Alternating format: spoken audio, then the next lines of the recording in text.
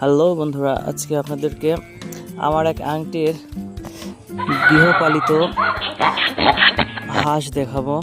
আংটির বাসার প্রায় রাজহাঁস রয়েছে এবং পাতি হাঁসও রয়েছে।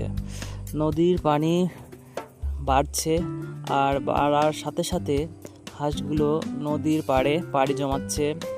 তারা এখানে নদীতে গোসল করার জন্য এবং সাঁতার কাটার জন্য প্রস্তুতি নিচ্ছে। খুব সুন্দরভাবে দেখেন, সাদা রাজহাঁসগুলো দেখতে অনেক সুন্দর লাগে, আর এর সাথে কালো সাদা যেটা মিক্সচার সেটাও ভালোই লাগে দেখতে। আর এরা যেহেতু রাজহাঁস নামে পরিচিত, এদের আচরণও রাজার মতো।